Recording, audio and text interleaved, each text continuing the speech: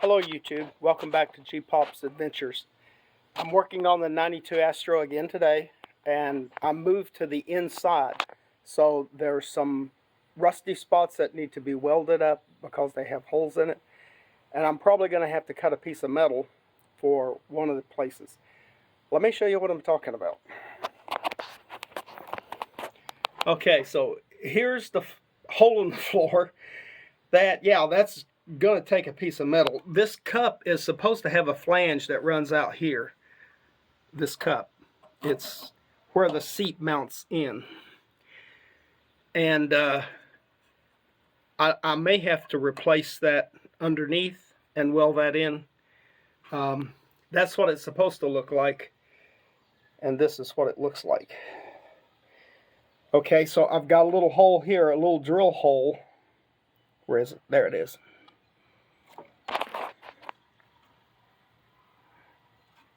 Okay, there it is. Little drill hole that I drilled in the wrong place, and I need to weld that up. And then this screw right here, where it came through, I had originally put it over there, and so I need to weld that hole up. And so that's two holes. And let's go inside the middle part. Okay, so we've got a bad place right there. I think I can just weld that over. And we've got a place here where it's rusted through. And right here where it's rusted through. And I think I'm going to put a little touch of weld right there to cover that in. And then over in that corner, and that corner right there, there's some places that need to be welded. And there's, I think it's material defects from where it was originally built. Like,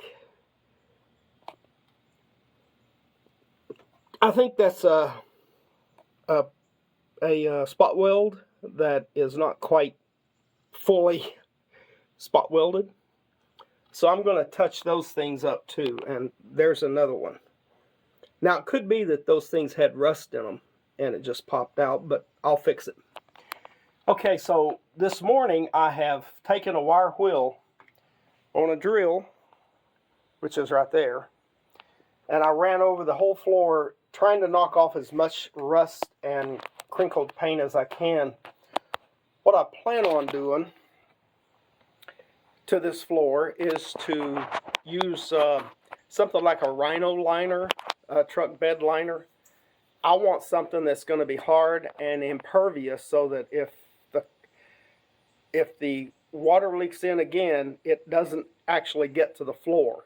Carpet can always be replaced fairly easy. But this floor, if I had to replace it, might as well scrap the van.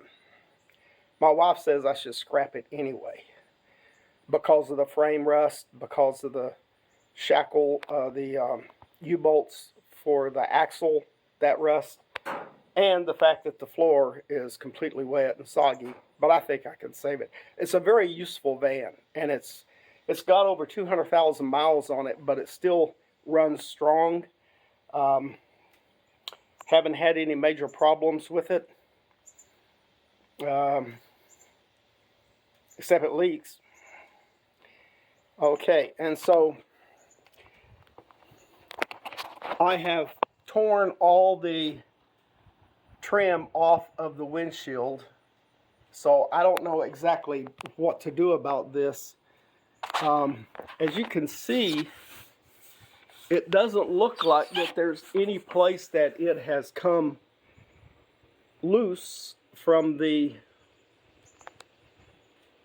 well, you probably can't see that in the camera, but the color of the seal looks the same all the way down, except for maybe right here, which there's a little discoloration on the outside. But I know this corner is leaking because when I sprayed water on it, there was water dripping down where that napkin is.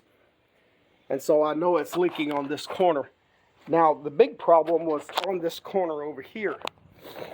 That's why that towel is right there. It's to catch the water that runs down through on the end. It's running down on the inside of the windshield.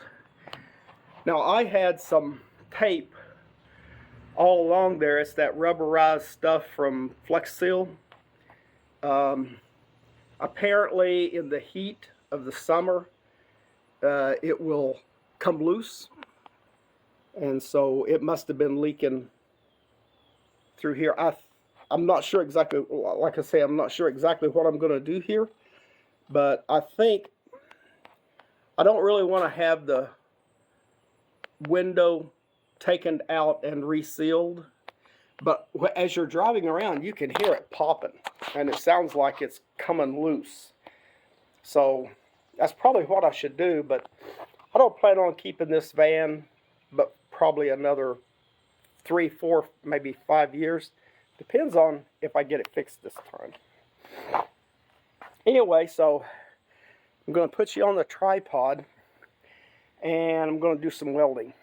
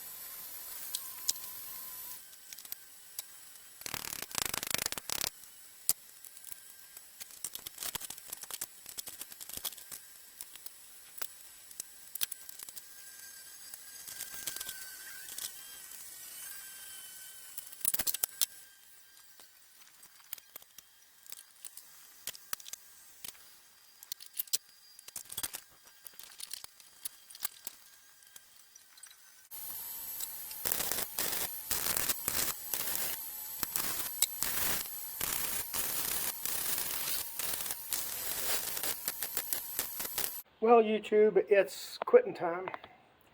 I'm hot, I'm tired. I've been grinding on this body all day. So let me show you what I did.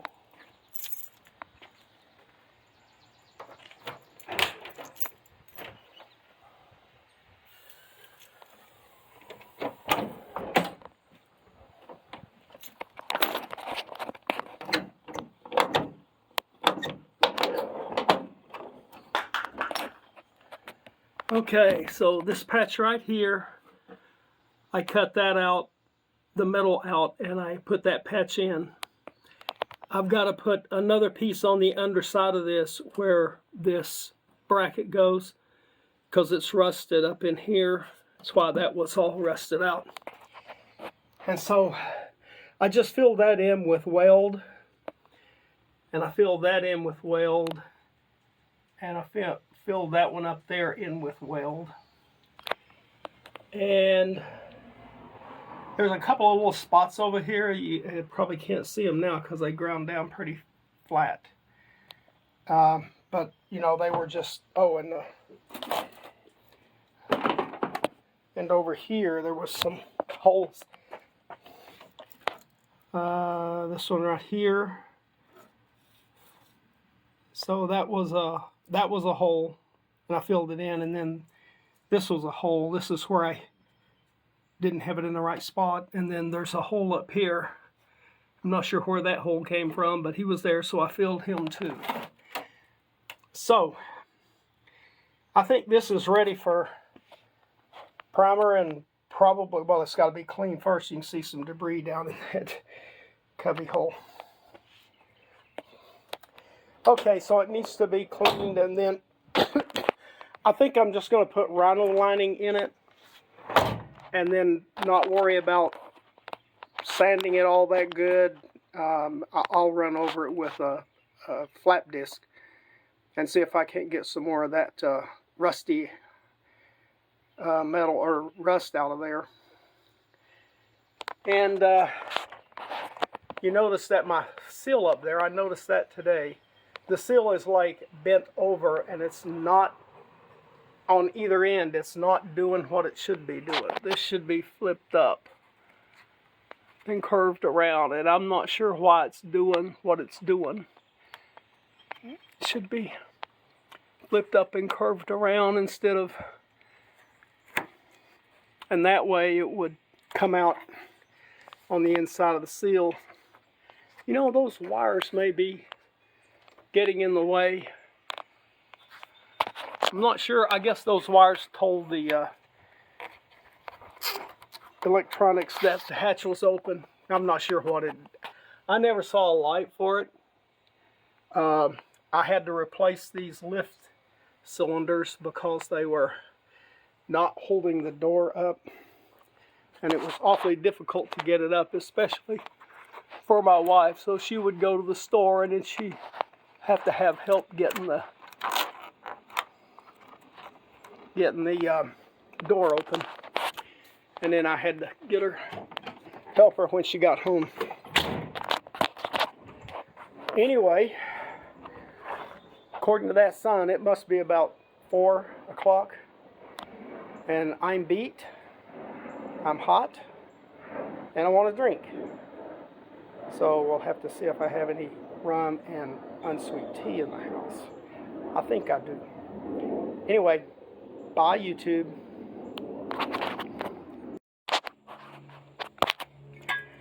And so I need to grind off the outside so that it looks a little better.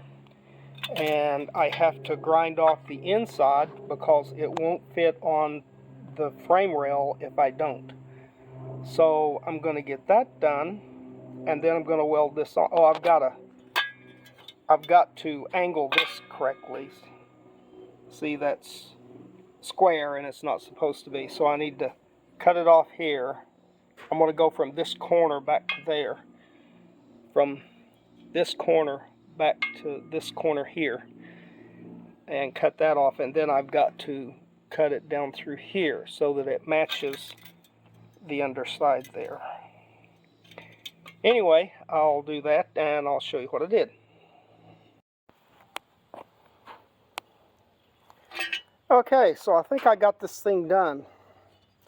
I got it smoothed off. It's pretty smooth right through there. I think I did a good job welding that. I didn't do such a good job cutting the patch because I got it a little off.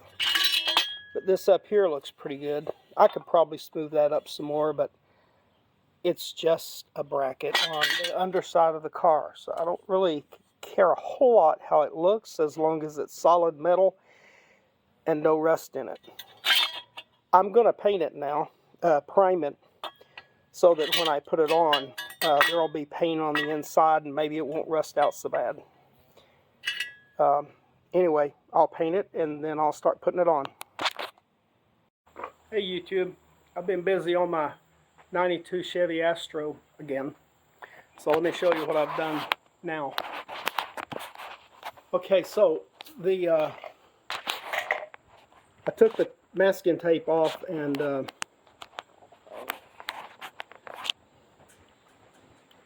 right here is the sealant all the way up, and I sort of morphed it right there. I may have to fill that in.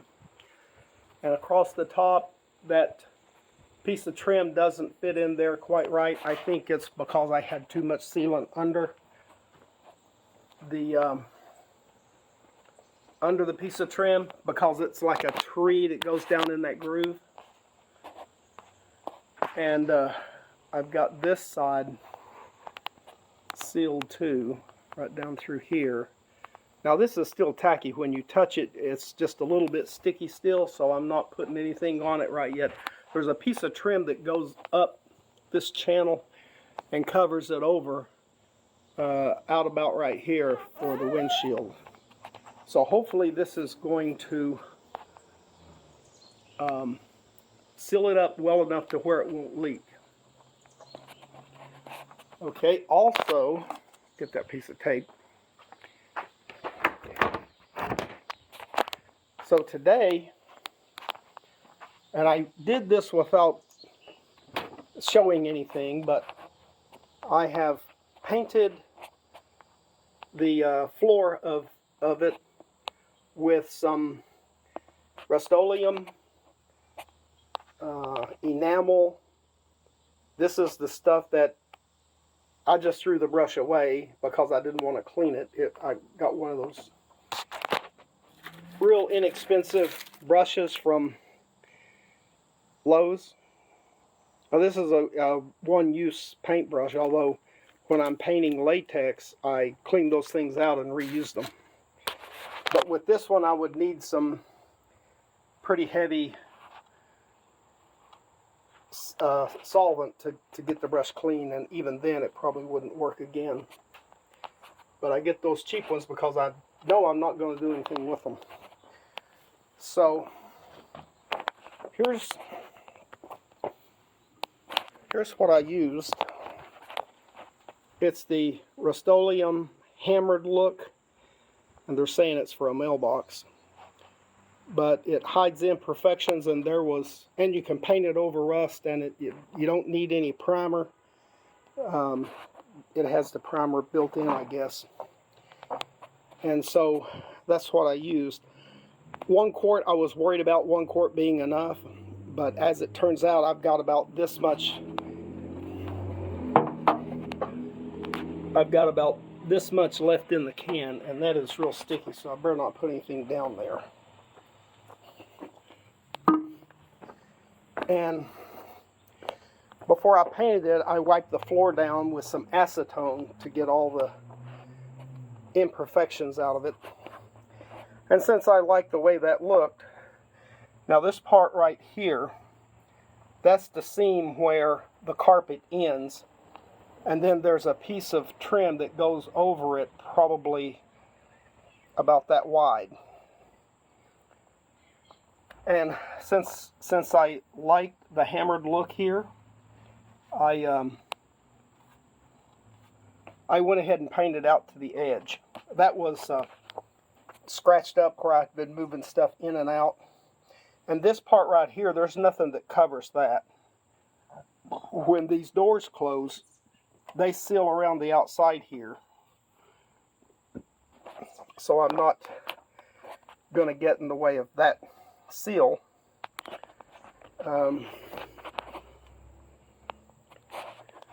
And also up here,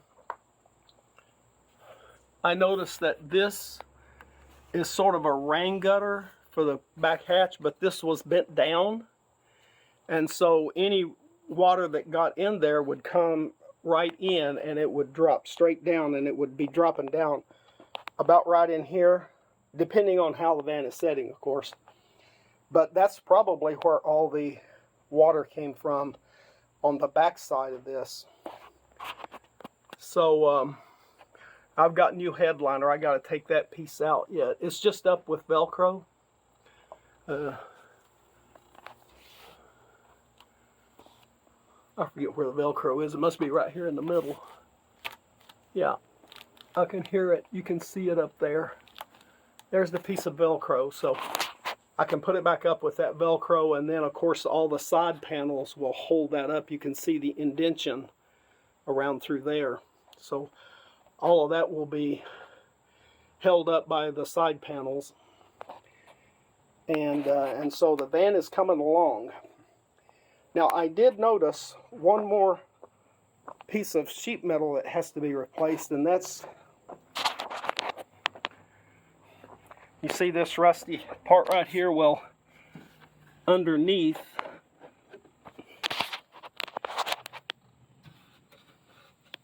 about right in there on, well, let me get down there and show you.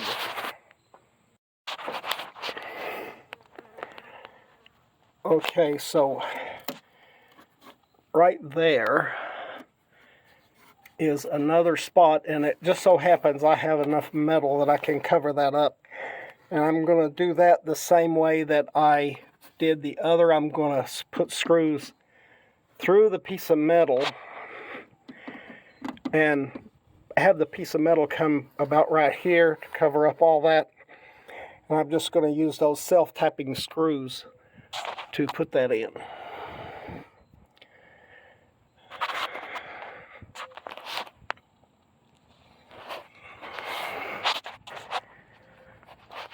I'm having a hard time getting a clear picture of it. Okay, so there's the hole. And about right in here, right through there, right along this bottom edge actually is where I'd be going. And maybe I'll bend it underneath here a bit. And so I'm going to do that tomorrow. Probably need to get it on a jack stand so I'll have some room to work. But anyway, as far as I know, that's the last piece of metal that has to be put in. And you can see that I have undercoated all but this part of the frame. And I ran out of undercoating, so I got another can of undercoating now so I can finish this up. And there's some rusty metal right there that I'm going to spray undercoating on, and the spring, and try to protect this thing more. I realize this is an old van.